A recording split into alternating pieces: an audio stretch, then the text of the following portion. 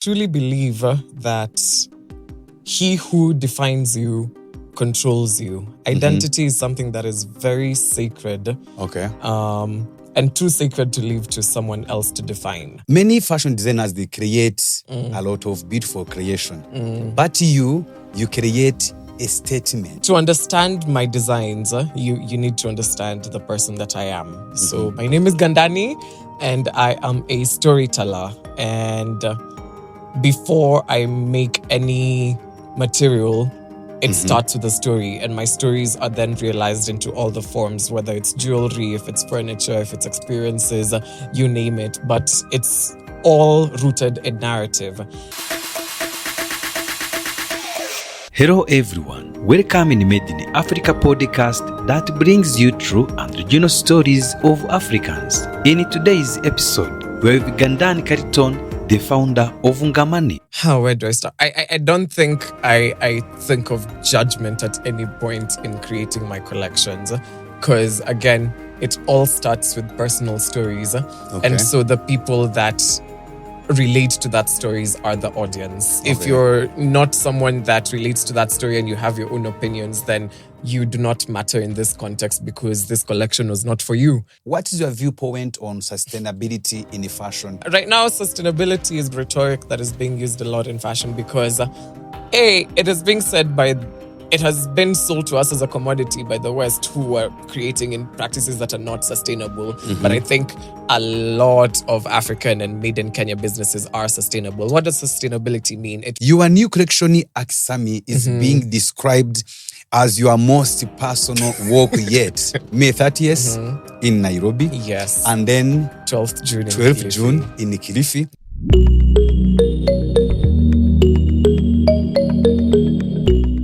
Greetings everyone, wherever you are. Welcome in Made in Africa podcast, season 2, episode 4, with a guest who need no introduction. Before I dig in, I want to read this text to our guest. But before I just go, let me give him a phrase, say hello to our audience. How are you doing today? I'm doing very fine. Thank you. You have so energetic. So people, they may not even know your name, but let me read to you this text, because this is a text you told in the media. You said, for the audience who are following us today, until the lion learns to write, every story will glorify the hunter, but this time, the lion is writing and he's wearing Ngamani. For someone who doesn't familiar to this term, how and why did the fashion become a pen that you use to write? It's kind of poetic. It's kind of, so what does that mean to you, Gandani? Wow, that's a very good point to start. I truly believe that he who defines you controls you. Identity is something that is very sacred. Okay. And too sacred to leave to someone else to define. And once you are sole in your identity and you have found a way to define yourself, then narratives that exist about you will only come from you, and that's your true power, because your identity is your superpower.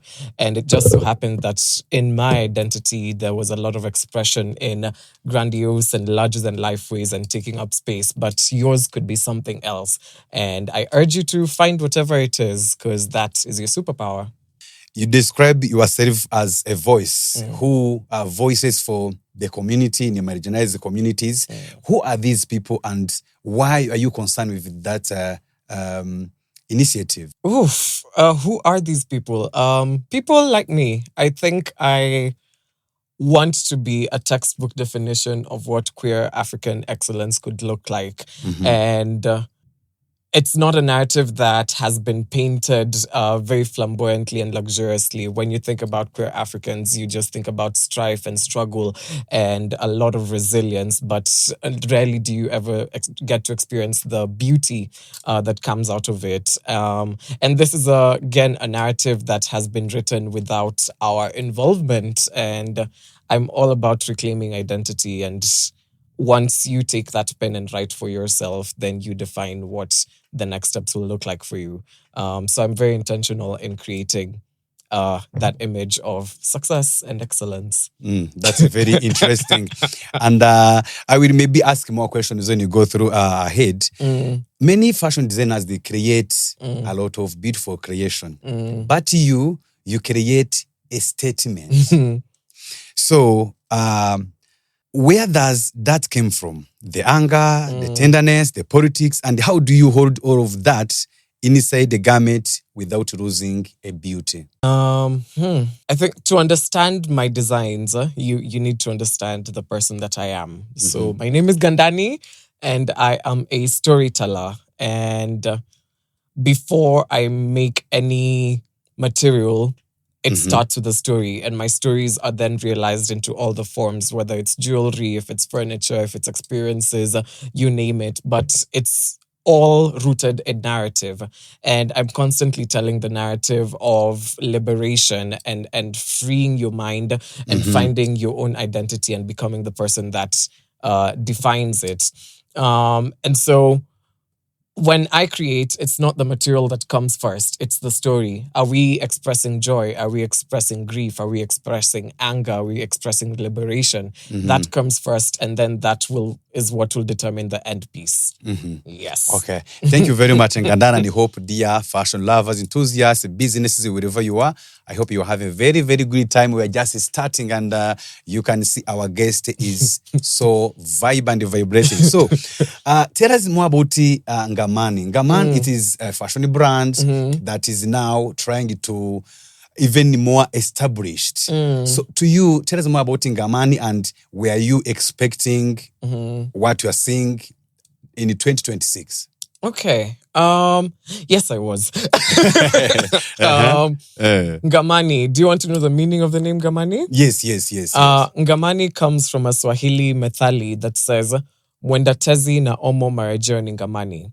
So in your mind, I want you to picture a canoe, with the front part of the canoe being tezi, the back part being omo, and the center being Ngamani. What this adage says is, for this canoe to survive any high tides, you need to have your weight at the center, which is Ngamani. Now, I want you to take the front and back of this canoe as societal perceptions and what people want you to become, and Ngamani as your authentic core. That is who we are.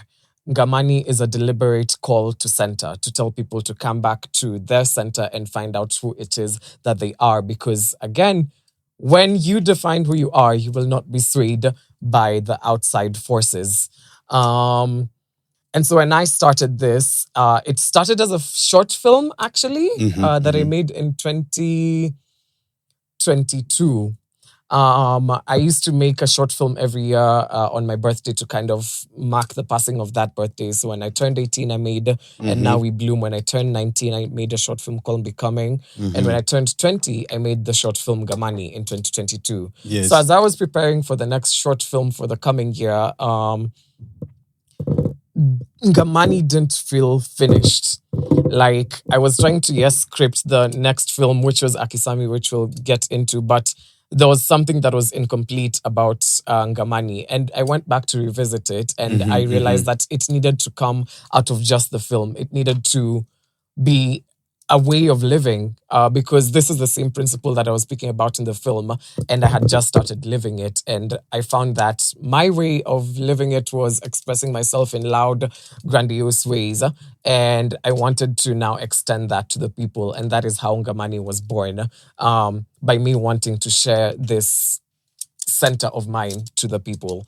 It was received very beautifully from the start, because I think our narrative was so clear, and therefore we were able to attract the right people. We were able to find our community very quickly. And so why I'm not even surprised that we are where we are is because our narrative has been very consistent and very authentic, and our tribe has always held our hand. Yeah. Okay.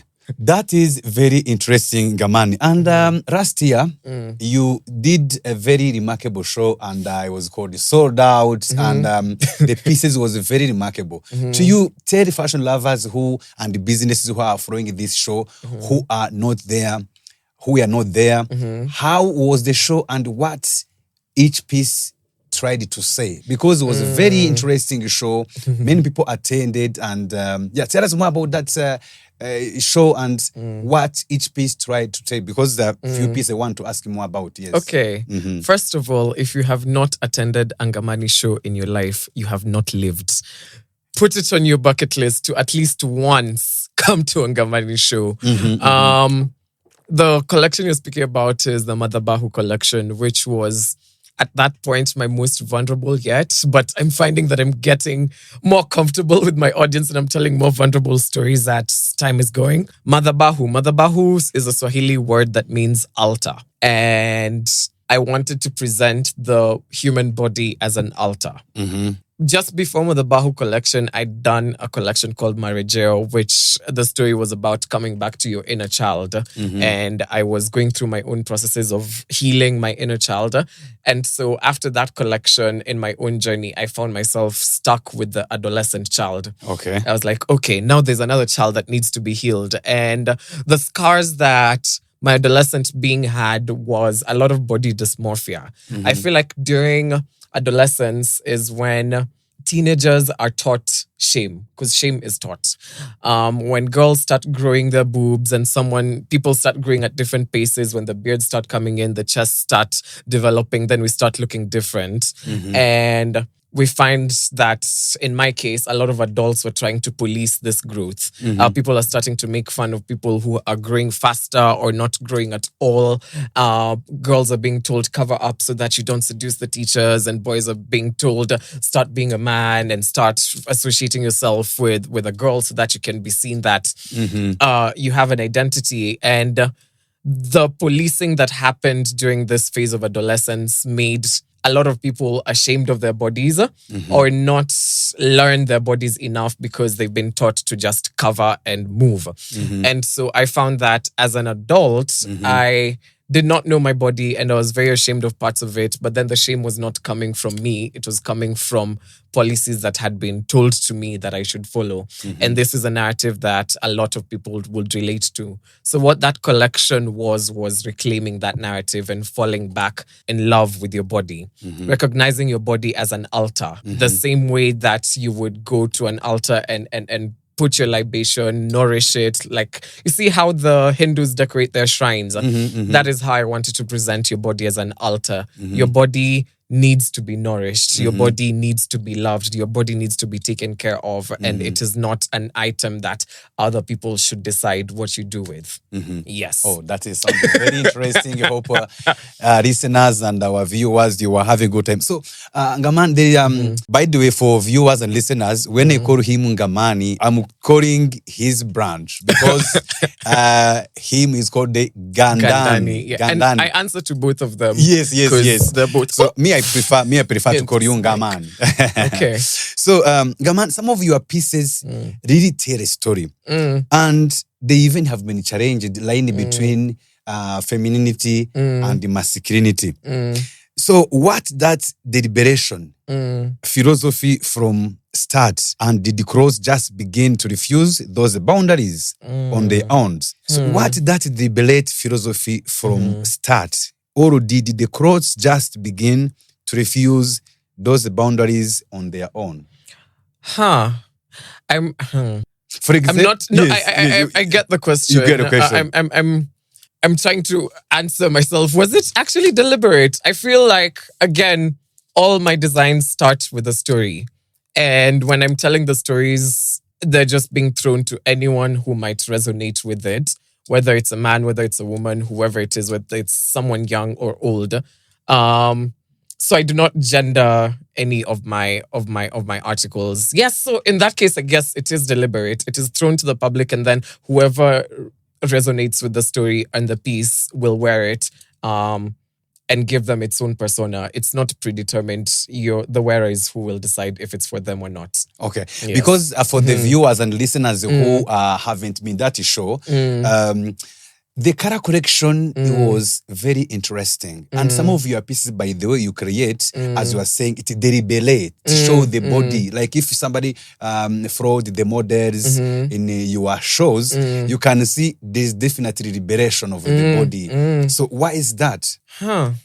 Because shame was taught. Because we were taught to be ashamed of the skin that we were born in, of the bodies that we were born with, and we find ourselves not knowing anything about ourselves other than to just cover and move through life. And so when you're not in touch with who you are, and that includes, of course, your body, I feel like you lose yourself. And it was deliberate. I wanted it to be a reclamation for all the people that have fallen out of love with their bodies, that have gone with body dysmorphia because they didn't feel like they had the perfect body. I wanted to tell them that your body is perfect in every state and in every place, whether you're wanting to change it, whether there are things that you're still working on. In the current state that it is an altar, and you should nourish it and you should love it the way it is, because that's what God gave you. That's very interesting. And there are some designers or creators. By the way, I don't call Ngamani as a designer. I call him fashion designer and a creator. So as a creator, yes, as a creator, do you ever scare judgment? Because like you said, we create pieces, we do fashion shows, then after the shows, pictures, and do you ever scare a judgment on your creation? Or how do people give the feedback when you let's say for Madhabahu? What was the feedback from Madhabahu? Where do I start? I don't think I think of judgment at any point in creating my collections, because again, it all starts with personal stories. And so the people that relate to that stories are the audience. If you're not someone that relates to that story and you have your own opinions, then you do not matter in this context, because this collection was not for you. It was for the people that relate to this story and want to be within the vibration that we're sending. And so I do not think about, what are the others going to say? Because they're not my people. My people appreciate it. My people feel it. One of the greatest compliments I've ever gotten is someone came into my shop. It was their first time ever seeing my work. And I had just displayed the Madhabahu collection.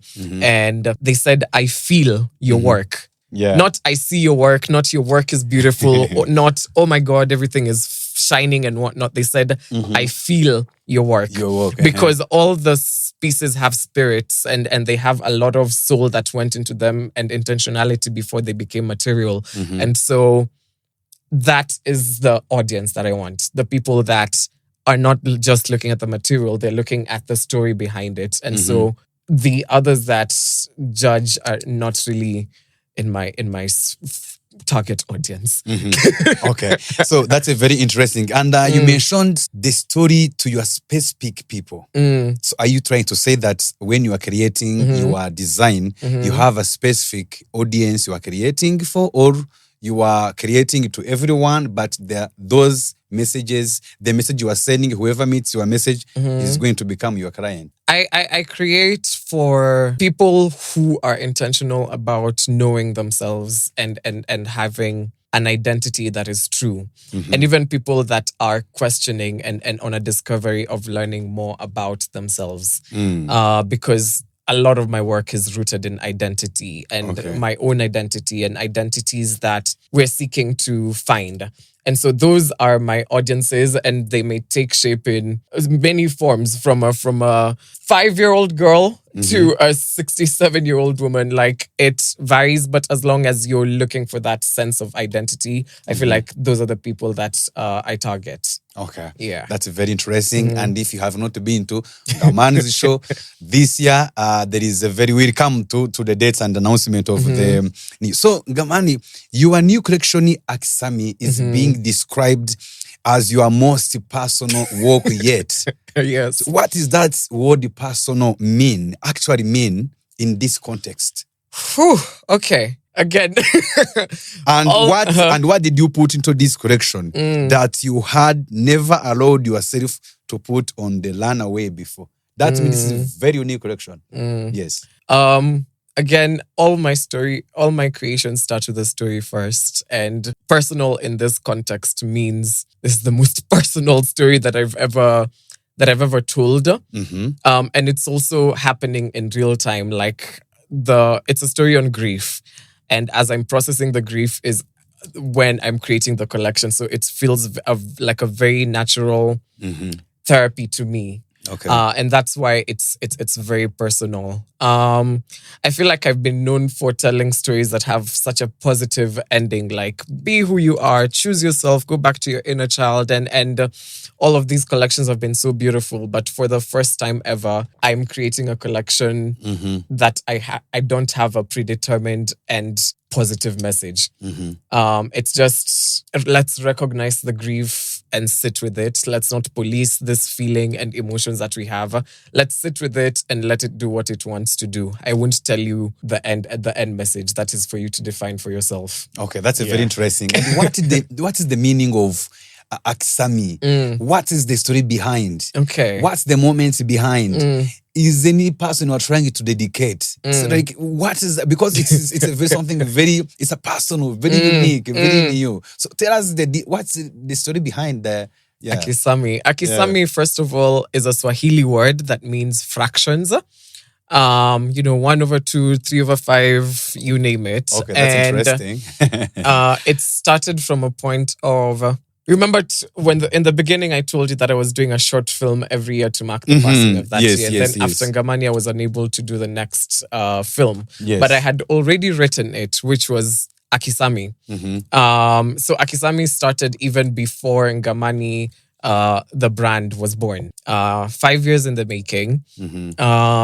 And when it started, it was just supposed to be a short film addressing being made to exist in fractions. I feel like in society, a lot of us are made to only enter as segments of ourselves in a room. Like in some spaces, a woman will be told, tone it down so that you make someone else comfortable. And in another space, you'll be shown, be more of yourself, be like this exaggerated version so that we can see that, we have a diversity hire or whatever the case may be. And so it's always trying to be segmented into fractions of yourself that can enter a room and thrive there comfortably. And when this project started, it was a very seductive response to this notion of being told that only a fraction of me is allowed. So I was asking, what fraction of me do you want today? Do you want the top half? Do you want the bottom half? Which was the tone of the film initially. But then in the 5 years, as I've been marinating with this story, I realized that after all this seduction and after all this playing the game, when you get home and you sit with yourself, there was a deep sadness that was lying in, why was these other parts of me not allowed in the room? Why was this the only part that is allowed? Is it that I'm not enough? Is it that the completeness of me is not welcome? And even a deeper question, why don't you love me for who I am and you only love parts of me? And that's the story that I was telling, because it started very flirtatious, but then I realized that even that flirtation was a coping mechanism to this deep grief that I hadn't recognized. So this collection is sitting with the grief and letting it do what it needs to do. Oh, that is very interesting. By the way, for viewers and listeners, as you can see, I look so fancy, very handsome with this piece from Ngamani. So this is very interesting. Ngamani, then you mentioned be who you are.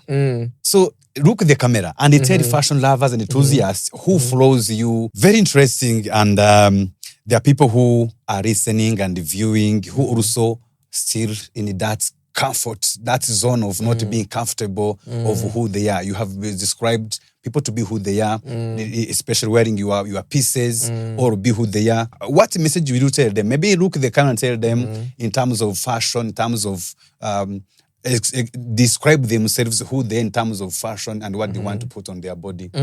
As I said in the beginning, I firmly believe that he who defines you controls you. Your identity is your superpower, and it's too sacred of a thing to let to someone else to define. And until you have taken autonomy over that identity, then you will always be swayed by things that are not you. It just so happened that for me, it was expressing myself in loud ways as I do with my fashion. But for you, it could be something else. But I just thoroughly encourage you to find out who you really are and get comfortable with it and let it be expressed in whatever way it may be to you. Okay. This episode is sponsored by Ngamani, Translate Artisanal Collective, founded by Gandani Carlton. Shop at 2 Grapes, George Padmore Road in Nairobi. Don't forget AKISAMI Fashion Show tickets. Now you get, make sure you put this in your notes. So, AKISAMI show will be in June 30th. May 30th. May 30th. May 30th in Nairobi. Yes. And then 12th June 12th June in Kilifi. Yes. So what does that tell fashion lovers? Like, do you have 2 collections, one in Nairobi, one in Kilifi? Because Nairobi and Kilifi, there are 2 different cities with 2 different audience. So why is that? And tell fashion lovers who want to come to enjoy some of your shows to understand where, why, and what's the difference. Is there any stories? Do you show a story collection related with Kilifi or a story with Nairobi? So tell us, so the fashion lovers and the audience, and understand why did you choose 2 cities, 2 different dates? Yes. This was a very heavy collection. I mean, we're talking about grief. And you can imagine the intensity of emotion that is expressed in that. And after the collection, I wanted to have like a slower release away from all the intense emotions where you could just come back to yourself. And Kilifi is where my father grew up. It's my ushago. And so after the Nairobi show, I want to have like an intimate experience on a dhow cruise with a few people. We don't have a lot of spots for Kilifi. Just to go and release, because that is what I was going to do personally. Like immediately after the fashion show, I was going to go back to Kilifi and rest and touch water. And I feel like this might be something that other people might need to experience. So it'll be more of an exhibition than a runway. So we'll go and now look back at this collection and what we felt from Nairobi in a way of releasing. So it won't be as intense, but we're also trying to build an audience in Kilifi, because the times that I've been there, a lot of people have been asking me to take Ngamani to Kilifi. So this is kind of us testing the market and trying to grow that audience.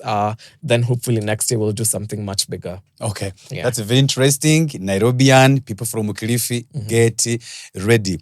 And Ngamani, when people look at your pieces, let's talk about the details of your material. Looking at your material, I remember those days you were telling me something about makuta. Makuti. I still love that word makuti because I realize makuti is very Swahili. So what is your material do you use so far? And describe them. Also, before we do that, what is your favorite color, by the way? I never asked that Brown. question. Okay.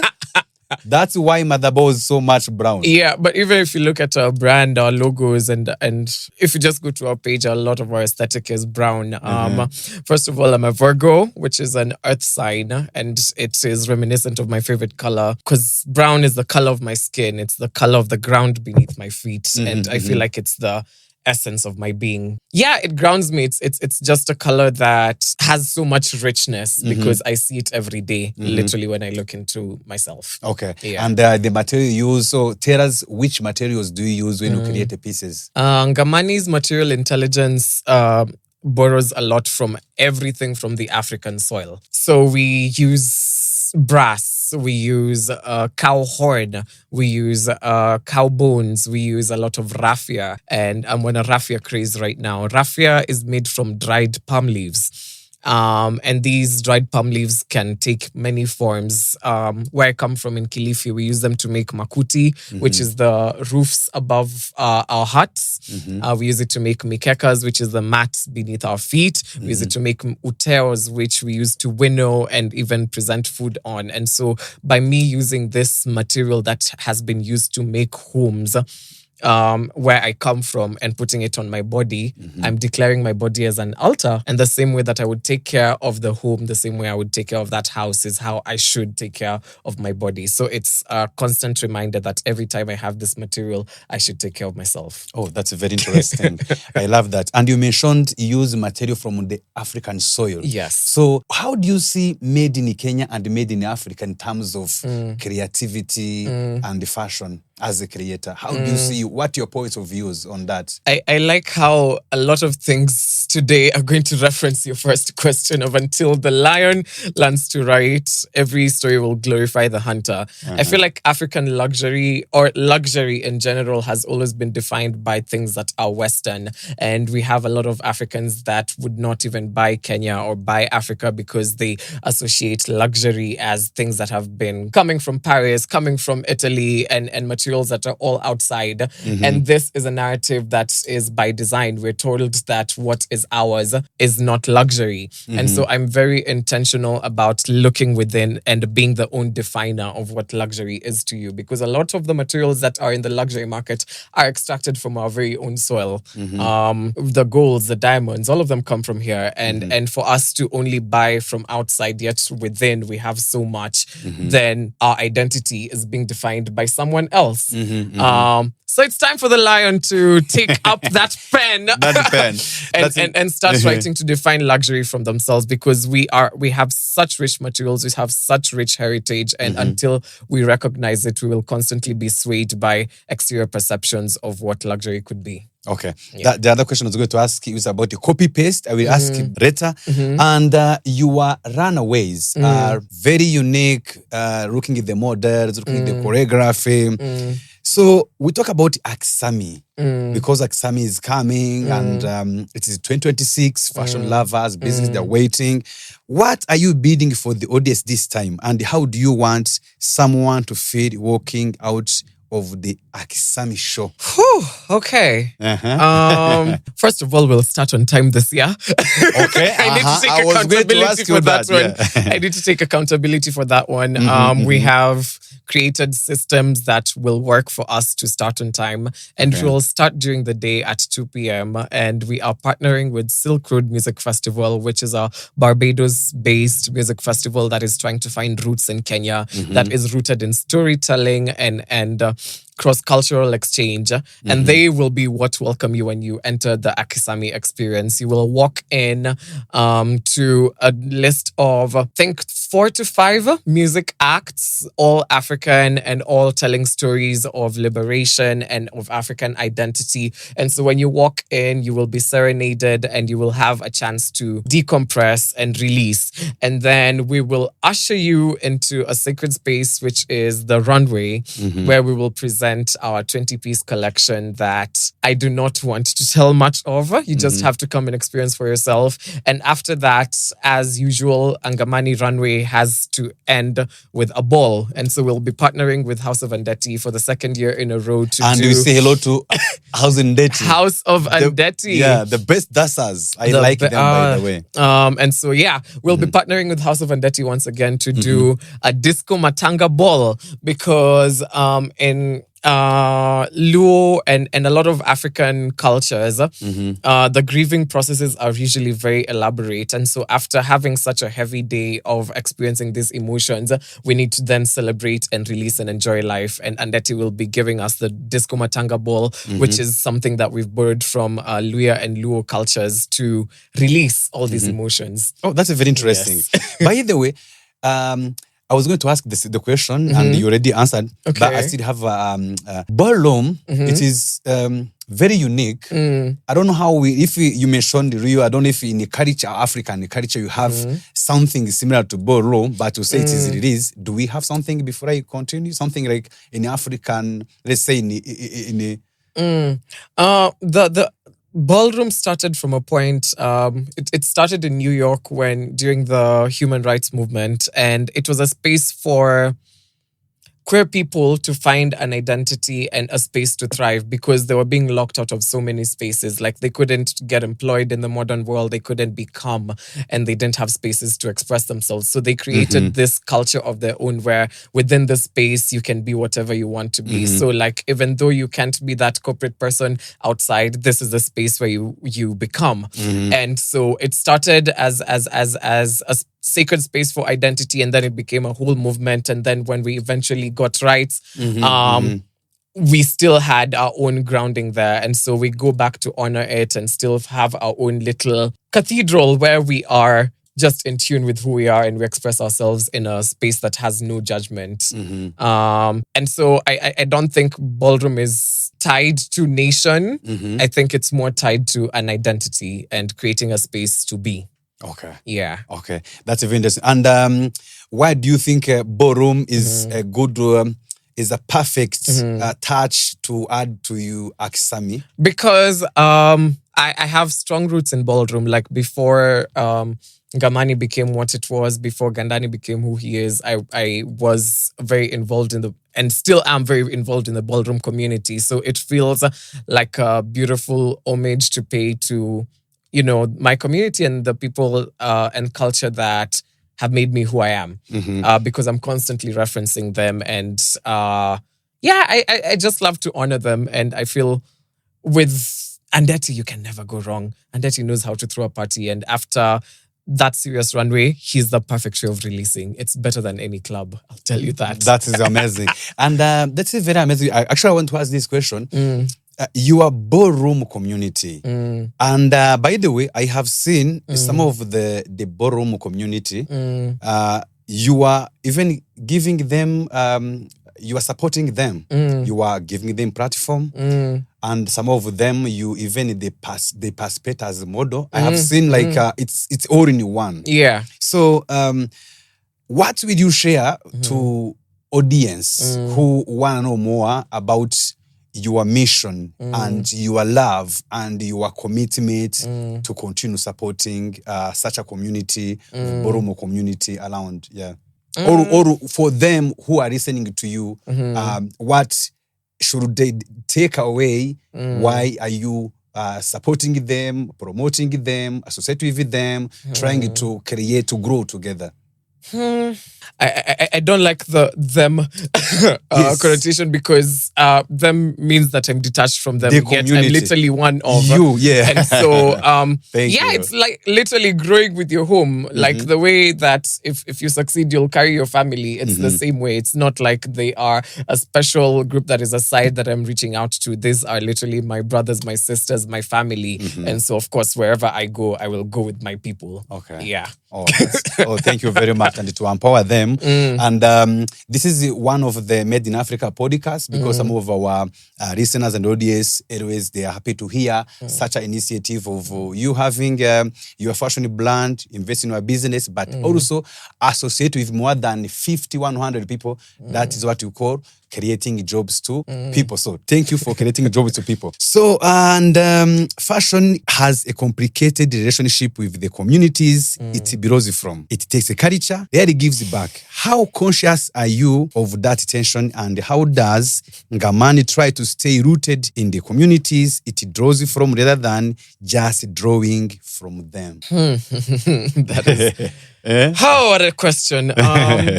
I'll go back to our ethos. We are storytellers first before anything else. Okay. And so anytime we make a reference, we make sure that this reference didn't come from nowhere. It came because they fit perfectly within this narrative that we're trying to tell. And so we always make sure to acknowledge the references that we got from, like the raffia that I've spoken about. Like, it's a material that is used in my hometown, and I'm not just going to use it without acknowledging its significance to me. And I feel being authentic and truthful in the narrative is one of the first steps to do in terms of honoring. Like, don't borrow something and not acknowledge it. Like, give credit where credit is due, and let the people know that, hey, this has come from here and this is why we needed to use it. Yeah. Okay. And looking what you are creating, it's not only the story for Kenyans. It looks what you are creating, it is international stories. It's Africa. So when you look the international audience and you look the culture, the heritage to your brand, where the fashion world has historically decided to you, what is the matter when you look international? Because, you know, some African designers, they want to go showcase abroad in different shows. But you look like you are certified. So how do you see international fashion shows? How do you see yourself copying, telling the story international?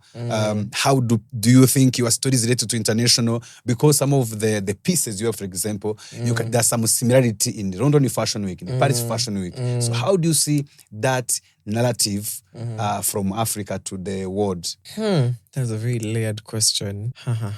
I think you have to know and value what is your own before you even look outside. Again, until the lion learns to write. Yes. The hunter will always be glorified. So I feel like it has been very intentional for me to have strong roots with where I am, so that wherever we go, whether we're being invited elsewhere, the narrative will always be authentic and it will never be altered to fit another podium. And so if we're invited or if we go to present in another showcase, it's going to tell the same story that we're telling here about our authenticity and the richness of African material, and not to contort it to fit the external audience. You know, yeah, we look within before we look without. Okay. Yeah. That's very interesting. Dear fashion lover, enthusiasts and businesses, listeners, viewers, hope you have a very good time with our guests. And you can see he got this and we got together. So before we are heading to the end of today's episode, we hope you have a very good time. Who is Ngamani? I'm sure audience, they want to know, beside your business, who is Ngamani? Then in that case, you're asking who is Gandani? Yes, who is Gandani? Yes. Who is Gandani? Gandani is a storyteller. Gandani is a storyteller, and they always love telling stories about liberation and truth, and this takes form in everything that they do. I also describe myself as a beautifier, because I feel like I realize beauty in all its forms. If it's in the materials that I touch, if it's in the people that I interact with, I've always had a way of realizing beauty. Okay. Yes. And what's your favorite food? I go through phases. Right now it's the cold season, so I'm having a lot of curries and naan because it's warm and it just feels like a hug. But then in like a colder season, I'd have a lot of salads with fruits, and I love chicken. Okay. I go through phases depending on. I'm that person that will eat one thing for like a full week because I'm obsessed with it, and then the next week I won't want it for like another month. So I go through phases. Currently, I'm obsessed with chicken curry and naan. Okay, interesting. So, and do you love music? I assume. Who is your favorite? I absolutely love music. Who's your favorite artist? I don't have a favorite because I'm not contesting them. Okay. I appreciate a lot of artists for different things, but I'm not putting anyone on a scale against each other because it's not a race. We're all sharing platforms. So currently, I'm absolutely obsessed with Coco Koseso, who I'm working with, actually. She is so beautiful, and I think that she embodies this African heroine. There's an energy that she has with her music that feels like a reclamation, and it feels like a rebellion, and she carries it so beautifully. I'm also a huge lover of Beyonce, who should give us that Act 3 very quickly.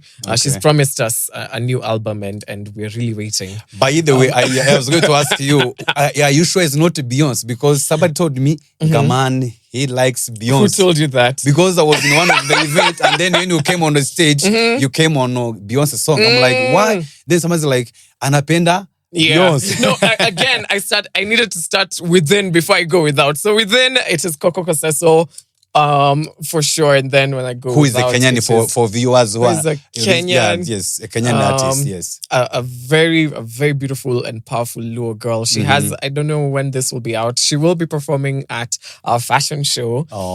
She's one of the music artists that I told you will see.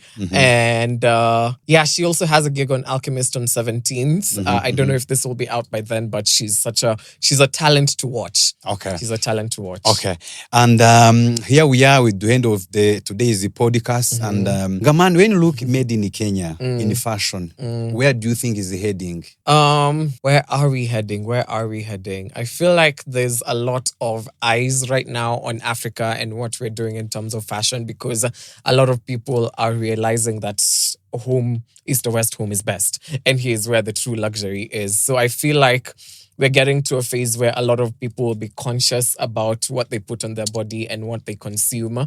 And that's going to start within. Because for the longest time, a lot of the buyers of African fashion have always been like foreigners and people from the West that appreciate it more than your own homeland. And I feel like a lot of Kenyans are going to realize that there's luxury within and they're going to start consuming at home. Yeah. The thing is, people are, to what you say, people they say like, why do made in Kenya is expensive compared to made in China? For example, if someone looks the jewelries you have, looks very beautiful, very, very creative, like very, very unique.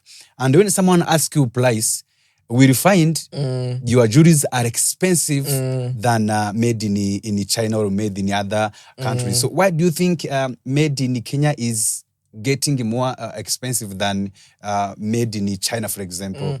If you want to run a sustainable business where you're sourcing your materials ethically and you're getting the best quality and you're reimbursing your people adequately, I feel currently the cost of production is extremely high, because you're also looking at the way the cost of living is going high. And if you're reimbursing your people, you need to make sure that they're getting like a fair share and everyone is comfortable within the organization. So now with the current cost of production, the way we're sourcing our materials and the way we're reimbursing our people, we do not have the capacity to sell it at a way that will not make sense for the business.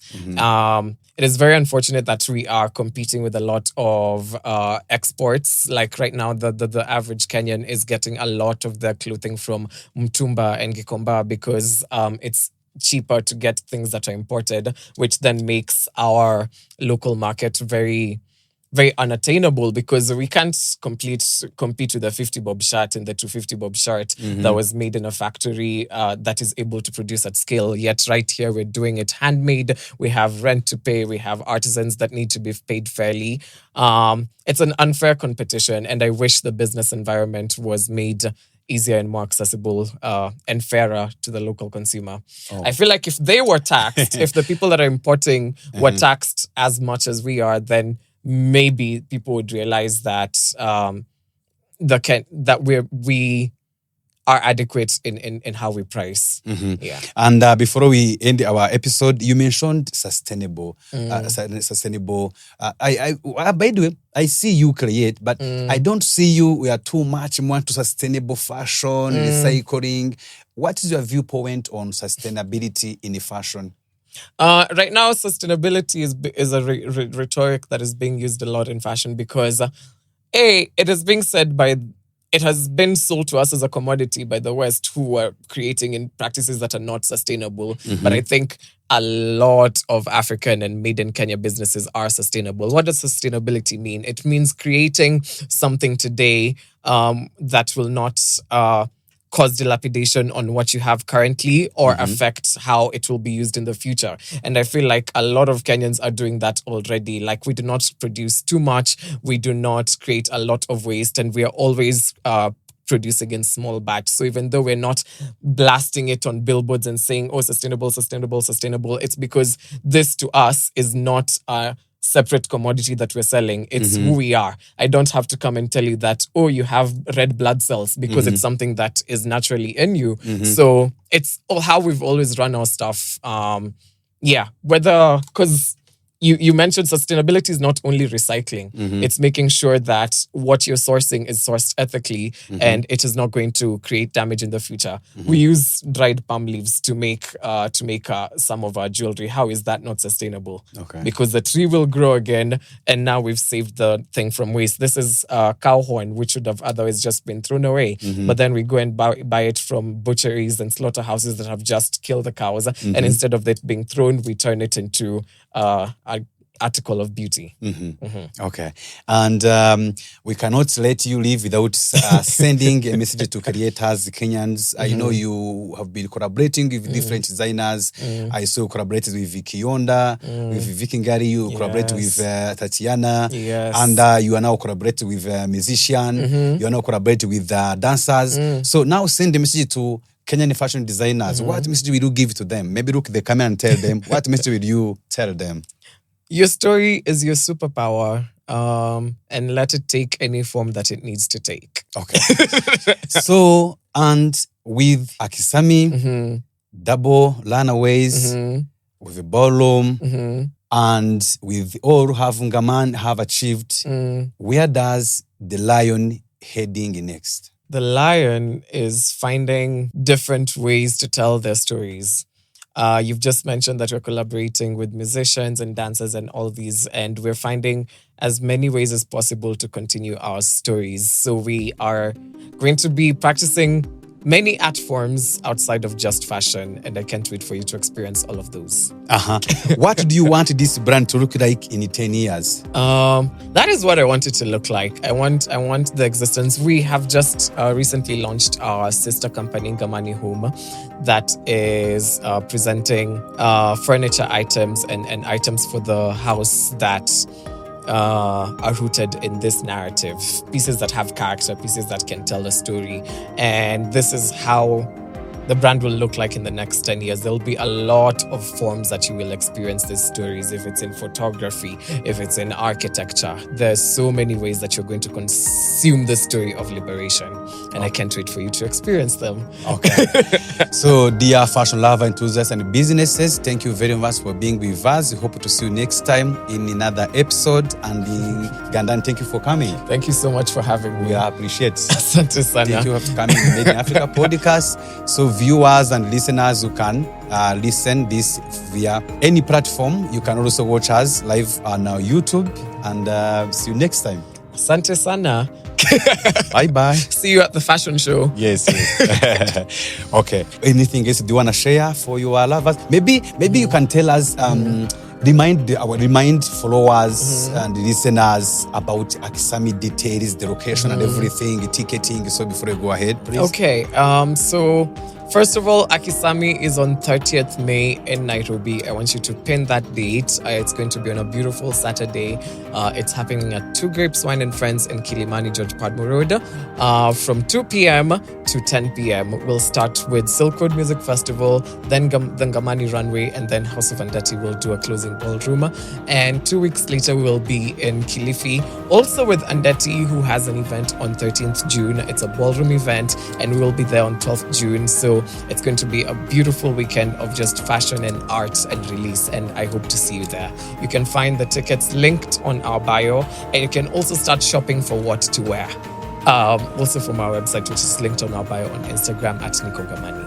Okay. So, dear fashion lover, enthusiasts, and businesses, thank you so much for being with us in today's episode. See you next time with your host, Resin Hawirima and Gandani Carlton. Gandani, thank you for coming, and hope to see you again in the other episodes. Thank you so much for having me. Hope to see you next year as we prepare for the next show. Of course, yes.